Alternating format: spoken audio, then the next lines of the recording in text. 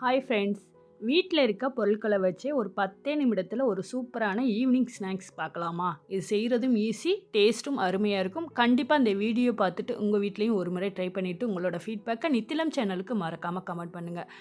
ரவா அப்பம் எப்படி செய்கிறதுன்னு பார்க்கலாம் வாங்க. முதல்ல மாவு மெஷர் பண்ணிக்கலாம்.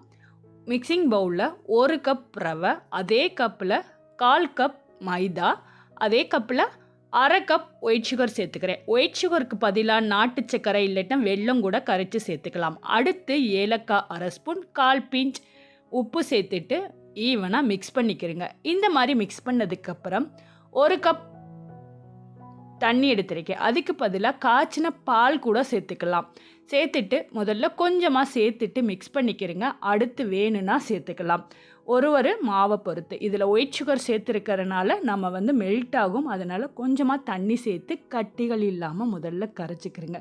இந்த மாதிரி மிக்ஸ் பண்ணதுக்கப்புறம் திரும்பவும் கொஞ்சமாக சேர்த்துக்கிறேங்க. முதல்ல அதிகமாக சேர்த்துட்டோம்னா தண்ணியாயிரும் மாவு. நல்லா மிக்ஸ் பண்ண சேர்த்துக்கிறேங்க. அப்போ தான் கரெக்டான பக்குவத்தில் மாவு மிக்ஸ் பண்ண முடியும்.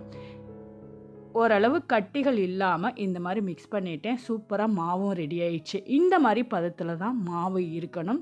இப்போ இதை நம்ம ஒரு 10 நிமிஷம் ரெஸ்ட்டில் விட்டுறலாம். ஊறி அந்த ரவை வரட்டும். இப்போ ஓப்பன் பண்ணி பார்க்கலாம். பாருங்கள், சூப்பராக நல்லா திக்காக மாவு ரெடி ஆகிருக்கு. இது கூட நம்ம 1/2 ஸ்பூன் அளவுக்கு சோடா உப்பு, ஆப்ப சோடாவோட சேர்த்துக்கலாம். அடுத்து 1/2 ஸ்பூன் சோம்பு சேர்த்துக்கிறேங்க. முந்திரி பாதாமை குட்டி குட்டியாக கட் பண்ணி ஒரு 1/4 கப் அளவு சேர்த்துருக்கேன். கூடவே 2 ஸ்பூன் நெய் சேர்த்துக்கிறேன். இந்த மாதிரி சேர்க்கும்போது நல்ல வாசனையாகவும் டேஸ்ட்டாகவும் இருக்கும். இது கூட சோம்பு சேர்க்கும்போது அந்த அப்பத்தை கடித்து சாப்பிடும்போது நல்ல டேஸ்ட்டாக இருக்கும். கண்டிப்பாக ட்ரை பண்ணுங்கள். அடுத்து சேர்த்துட்டு மிக்ஸ் பண்ணிக்கிறேங்க. மாவு கொஞ்சம் டைட்டாக இருக்கிறதுனால கொஞ்சமாக 1 டேபிள் ஸ்பூன் அளவுக்கு தண்ணி திரும்பவும் சேர்த்து மிக்ஸ் பண்ணிக்கிறேன். நம்ம 1 கப் அளவு எடுத்தால் மீத 1/4 கப் அளவுக்கு தண்ணி இருக்குது. பாருங்கள், கொஞ்சம் கொஞ்சமாக சேர்த்தா தான் அளவு கரெக்டாக இருக்கும். இப்போ கொஞ்சமாக தண்ணி சேர்த்துட்டு நல்லா லூஸ் ஆயிடுச்சு மாவு. இந்த மாதிரி பக்குவத்தில் இருந்தால் தான் நம்ம எடுத்து ஊற்றுறதுக்கு கரெக்டாக இருக்கும். அடுத்து இந்த ரெசிபிக்கு தேவையான அளவு ஒரு கடாயில் ஆயில் சேர்த்துருக்கேன். ஆயில் நல்லா ஹீட் ஆனதுக்கப்புறம் அடுப்பை மீடியம் ஃப்ளேமில் வச்சுட்டு கையிலே எடுத்து நான் இந்த மாதிரி கிள்ளி போட்டுக்கிறேன். உங்களுக்கு வேணும்னா ஸ்பூன்லேயோ இல்லைன்னா கரண்டிலேயோ ஊற்றிக்கலாம்.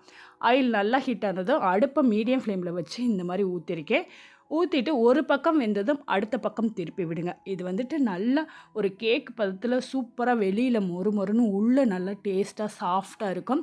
ஒரு பக்கம் வெந்ததும் அடுத்த பக்கம் திருப்பி விடுங்க. அவசரப்பட்டு திருப்பி விடாம நல்லா ஒரு பக்கம் வெந்துருச்சு, அடுத்த பக்கம் திருப்பி விடுறேன். பாருங்கள், நல்லா அந்த சலசலப்பு குறைஞ்சி வெந்து நல்லா ப்ரௌனிஸாக ஆனதுக்கப்புறம் எடுத்துக்கலாம். இந்த மாதிரி செஞ்சு இதை ஒரு வாரம் வரை ஸ்டோர் பண்ணி வச்சுக்கலாம். கெட்டே போகாது. குழந்தைங்களுக்கு ஸ்நாக்ஸாகவும் ஸ்கூலுக்கு கொடுத்து விடலாம்.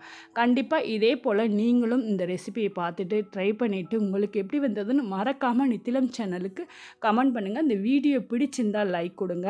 நித்திலம் சேனலுக்கு தொடர்ந்து சப்போர்ட் பண்ணுங்கள். நித்திலம் சேனலை இன்னும் சப்ஸ்கிரைப் பண்ணாமல் பார்க்குறவங்களா இருந்தால் சப்ஸ்கிரைப் பண்ணிக்கிறேங்க. கூடவே பெல் ஐக்கானே அழுத்துங்க. அப்போ தான் நான் அப்லோட் பண்ணக்கூடிய புது வீடியோ உங்களுக்கு நோட்டிஃபிகேஷனில் கிடைக்கும். இப்போ பாருங்கள், இந்த அப்பத்தை நான் ஓப்பன் பண்ணி பார்க்குறேன். பார்க்கும்போதே நல்ல வெளியில் மொறுன்னு உள்ளே நல்லா சாஃப்டாக இருக்கும். அது கூட சேர்த்துருக்க அந்த சோம்பு வாசனையும் டேஸ்ட்டாக இருக்கும். கண்டிப்பாக ட்ரை பண்ணுங்கள்.